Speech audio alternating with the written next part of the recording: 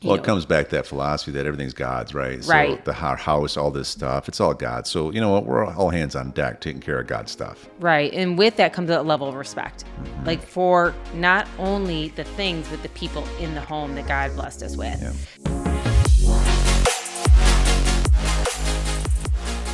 Hello, everyone. We are Greg and Jacquie Francis, and welcome to High Performance Parenting, where our passionate goal is to encourage you to raise champion children in a crazy world. Every week, we will bring you multiple episodes from our extensive experience of raising our six happy, healthy, successful, godly kids who are confidently equipped to win big in life. We deeply believe that any parent who is provided with the right knowledge and continual support can raise amazing kids. And when they do, all of our futures get better. If raising up future generations of absolute champions matters to you as much as it does to us, here's how you can contribute.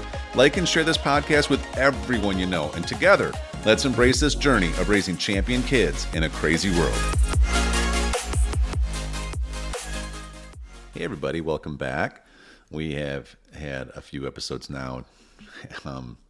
Really, I would say just going through this journey of our kids starting into some of their sports this year. And we thought it would be good just to have some of those open conversations live, because it's kind of neat watching everybody go back and forth. You know, one of the things that I thought we could take one more episode and talk through a little bit, hon, is some of our values around sports. It's not just sports, but man, sports are such a great tool to teach character and to teach teamwork and to get you to challenge yourself to be better and teach discipline because of how you have to get in shape and work out and do things that you don't feel like doing in order to be good enough at something. I mean, there's just so much value in sports, and we have a number of different philosophies that we have built into our kids from the time that they're little. And we teach them to the point where if I even just bring them up, they'll know how to finish the sentence, you know. And one of them we already mentioned is that, you know, your best is enough, but your best is required. You know, that's kind of our go-to philosophy. If somebody's going to play a sport, we don't really care if you're a perfect champion at it. We're not like that kind of level of crazy competitive. I mean, don't get me wrong. We're all winners in this family, and we like to win. But, you know, if Jerus is 5 foot tall and kids in his class are, 6'3", and he's struggling to be the best basketball player, I'm going to challenge him to become the absolute best 5 foot tall player he can be. But if he's not, if he's not becoming the starter center, I'm not going to be mad at him. You know what I'm saying? Right. Because I think our philosophy is just like, obviously all of our kids have different athletic ability. Yeah. Like some things are genetically, I mean, if you're just not that tall, you're just not that tall. Yeah. And if you don't have long legs, you don't have long legs, yeah. Or if you're not naturally built, with a stronger, body that can hold certain weights and stuff like that. It's just like, we just understand that kind of stuff, but that doesn't mean you don't try your best. Yeah, for sure. And so that's a big one. We've had experiences in the past when we had our kids get into like a youth soccer league or something like that, and they were somewhat just having, I don't know, just not really trying hard, right? Right. We have. I mean, I'd like to think that all of our kids, when they go out for something, they remember everything mom and dad taught them, and bam, they're trying their best all the time. And we're like those proud parents that are like, we coach just so you know if you need some help. That's right. We're champions. So every one of our kids is naturally a champion at every sport too. I'd love that to be true, but it's not the truth. But yes, we've started our kids, especially when they're younger. It seems like in the area we were living in that everybody started with soccer. Mm-hmm. Like, I don't know why. That was just what our area where we were living at. Yeah. We don't understand a lot about soccer, you and I. Yeah, we didn't grow up playing it, so. We didn't grow up playing it, so we really didn't understand the fundamentals or what to even accomplish with it or anything of that factor. But our kids really wanted to get involved in it. And we realized, though, that, of course, when they're young, we would be like, let's go do soccer. Like, all your little friends are doing soccer. Mm-hmm. And I think sometimes as parents, we can pressure our kids to start sports before they even want to, and. Yeah, and they don't even really know. They think, yeah, that sounds like fun. But then they get there and it's like, oh, you got to actually do a lot of work and stay focused for like an hour. Right? They're like, I didn't know this what sports were. I thought we just went out here and just, played. Yeah. And that's part of the problem sometimes is the disconnect. Sometimes you start kids too young, and some kids aren't mature enough yet or don't want to be, or just, the parents Didn't understand what it Yeah, as took. a parent, like especially our twins, everything's an experiment. You have your first Yeah. kids, like you think you get advice from people, but then you really just got to go try it and walk it out. And for us, it was good though because we learned to teach our kids this lesson that hey, listen, we're all about you being into sports, but the expectation is that you're going to work hard, like you're going to try your best, and because we know from experience that's what makes a sport fun. And so if they're not going to try their best, then they're going to lose the ability or the right, I would say, the privilege to actually play that sport. Well, yes, because we can't be more committed to the sport than you. Yeah. And so, we learned that kind of early on that some of our children, as much as they kind of wanted to go out for a sport, they weren't really committed to soccer. We would kind of encourage them to do it. We thought it was the right thing to do to get him involved in soccer at 4 years old and keep pushing them all Yeah. the way through. Yeah. And we quickly realized that it's not the sport necessarily as much as their maturity level there to enjoy it is not there. Yeah. And there's different levels of competitiveness. Yes. Like I would say Chrissy, I mean, all of our kids they all like to win, no doubt about it. But Chrissy really values like relationships. She probably values the relationship part of sports almost more than anything else. 1,000%. And there's nothing wrong with that. Now, we still expect her though to go try hard, because if you're going to be in a team, you don't want to be the weak link on a team. And then you have the other side of the spectrum, which is Drews. And Drews is like highly competitive. I mean, Correct. almost to the point where I'll talk about some of these lessons here in a minute, but where he would almost push his character boundaries in order to try to win things because he's just so competitive. Like, Yeah, when he was it's younger. all about winning. It's not about relationships. We joke about it all the time, how Drews is so different than the girls. They want to get to know everybody in the team and they want to know everybody's names. And Drews could literally play a whole season in something and be like, "So who's your favorite guy to play with?" I don't even know his name. I'm not even sure. But, he's pretty good at doing this or that.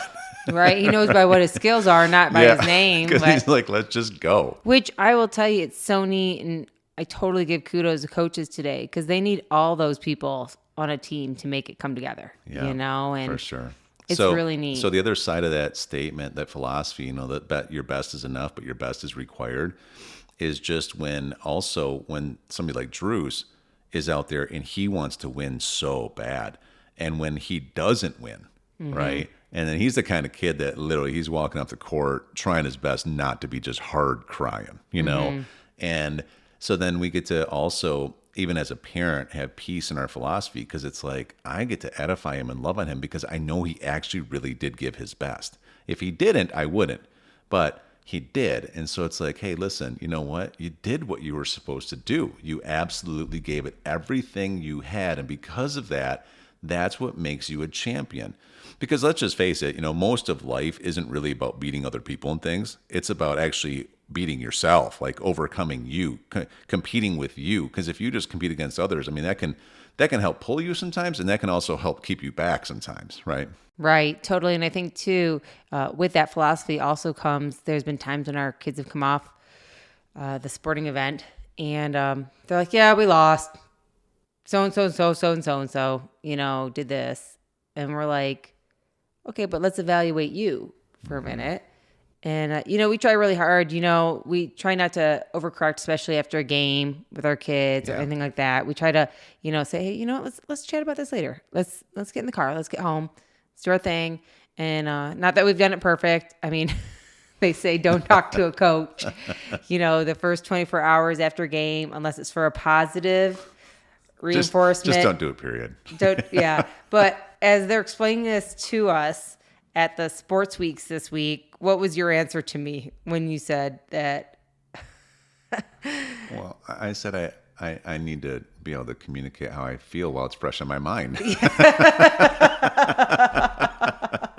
And I'm like, see, and you're the type of parent that they're saying go home and don't send an email and don't call until 24. Actually, just make it 48 hours. It's not a problem if they're a good coach. Right. Yeah. And who would be a good coach? You. But anyways, and you would never get any criticism. And so, but I think too, it's really a lesson learned with our kids that when they come off and they might be frustrated, that we do reflect with them and talk to them like, okay, but did you try your best? Because there's aspects I saw out there that's not who you are. And we like to remind them who they are and tell them, I don't think I saw you living up to your potential. Now, that doesn't mean you have to be perfect, but it does mean you have to be trying your best. Yeah. And the person I know did not behave that way out there. Yeah. And I'll tell you, you can see it taking hold. I remember teaching this to our twins when they were, hunter's age, and you're trying Right. to teach stuff to a 4-year-old or a 5-year-old or a 6 or 7-year-old, and they kind of get it, but then they don't really get it, and then you keep teaching it, and then they kind of get it, but don't really get it, and then now it adds up to when you get your kids that are 11, 12, 13, 14, and you watch them living it. I mean, it's like another big philosophy of ours is that we never give up our character for a game to No. win a game. No. We never give up our character to win a game. And I had this season with Drews where we started just doing, he would play some local basketball stuff, when we lived in Wisconsin. And he, one of the things that I would do to work with him during the summer was we had we had like a full court basketball hoop up in our yard at our lake house. And we would do some competitions back and forth. We would just kind of run to each end of the court. You shoot a shot. If you made it as a point, if you missed, you had to run to the other end of the court, shoot a shot. And I let him even do layups while I was shooting like 3-pointers just to make it a little bit more fair because he's just a little guy, but he's so competitive that he's the kind of kid that if you tell him, hey, go practice dribbling for 30 minutes, he's going to be doing it for 2 minutes and then he's going to go start chasing butterflies around the yard. You know what I mean? It's just the kind of the way he is. Because if it's not actually something you can win, he gets a little bit distracted. But if it is a competition, man, he goes for it. And I remember that we were going through and, we'd be playing. And there was a lot of times when it'd be like 9-9 and you're shooting a shot and he would, like he'd make his right after mine, but he'd say he made it before mine or something like that. And it was just these teeny little bit of a lies, right? In order for him to win. Or maybe it was we were playing one-on-one and it goes out of bounds and it was close, but it was obviously off him, but he would argue with me that it was off of me. And then he'd get so mad that he would start crying even because I wouldn't hold him to it. And I kept every single time he did it. I remember we would stop the game and I would explain to him again that I didn't say, hey, you're a liar.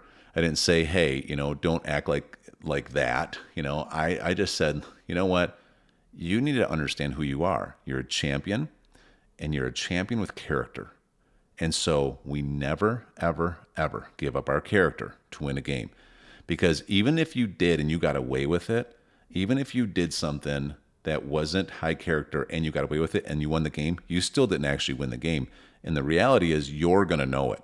You're going to know it and you're not even going to be able to be proud of it. Even if you get a trophy in a manner like that, every time you look at that trophy, it won't remind you of being a champion. It'll remind you of having no character.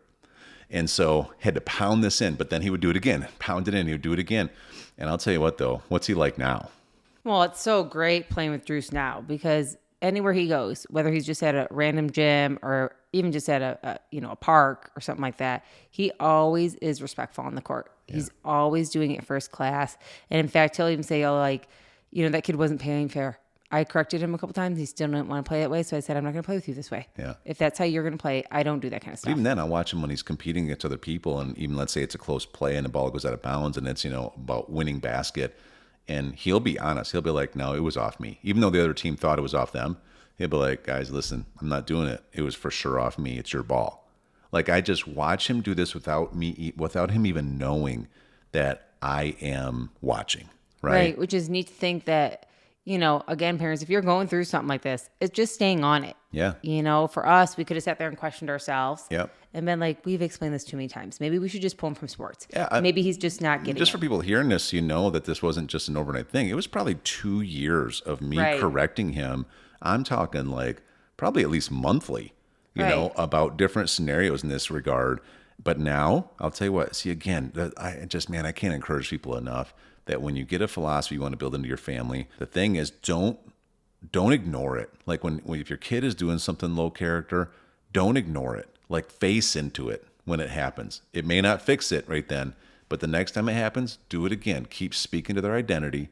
Keep reminding them that we don't give up our character just to win a game. And over time, it does stick, right? Mm-hmm. It's good. Yeah, it is good. I'll say one more thing here. That we use a philosophy, and it's not necessarily relating to sports, but it's just relating in general to anything we have our kids do, and that is that if you don't do it right, you're going to do it what? Again. You're going to do it again. Mm-hmm. And that's a hard one sometimes. Gosh, I mean, it's one thing with sports, like if you don't do it right, okay, you may lose a game, or you just might not move forward, you might not make the team, or that's an obvious kind of like, shoot, I didn't do it right. type thing. And then you know what you need to correct and you move on, right? If you're mature enough to handle it. Yeah.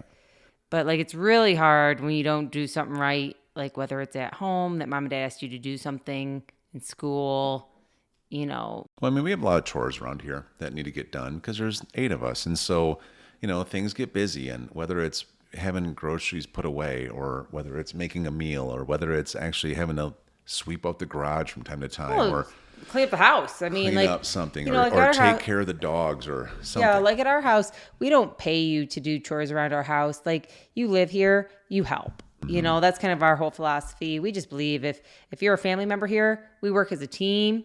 We all have to do things that we enjoy, and we all do things that we don't enjoy sometimes. And so there's other ways to make money, and we teach that along the way. And a lot of that has to do with entrepreneurship and Well, it comes back to that philosophy that everything's God's, right? Right. So the house, all this stuff, it's all God. So, you know what? We're all hands on deck taking care of God's stuff. Right. And with that comes a level of respect, like for not only the things, but the people in the home that God blessed us with. Yeah. So when we look at it that way, you know, for instance, if somebody chose to do a mediocre job at home, Yeah.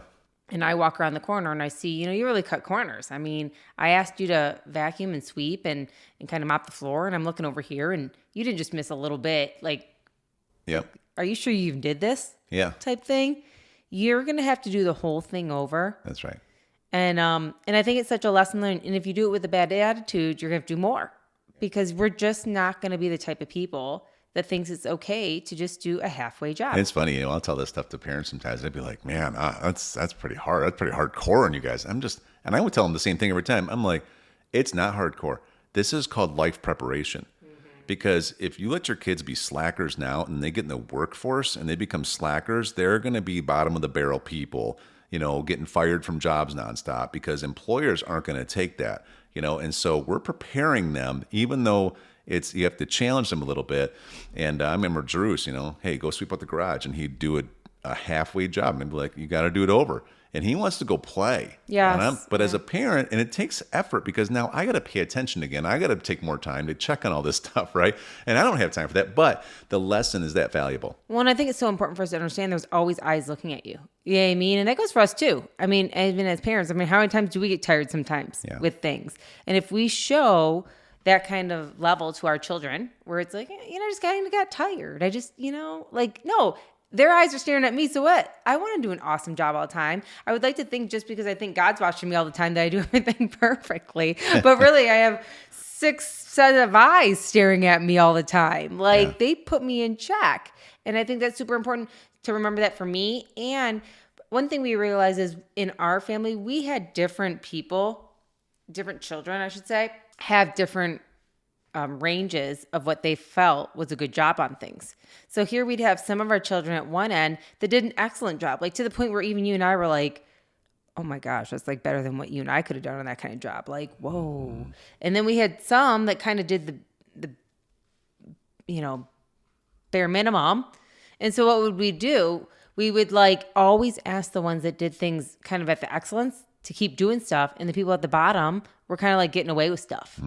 Right. And after a while, the older kids that were doing a good job with stuff, actually, I shouldn't just say older. That wasn't the case always. Some of our youngers are excellent helpers about stuff. Some of them were just doing such a job that we were like, how is this fair even to your sibling? Right. You know what I mean? You were putting so much pressure on this person to clean up your mess all the time. And then mom and dad almost forget, like, no, we need to go back in with one of our kids and teach them it is not the responsibility of the other one that does it well to pick up your slack. That is not fair to that child. And because otherwise bitterness and resentment happens between them. Right.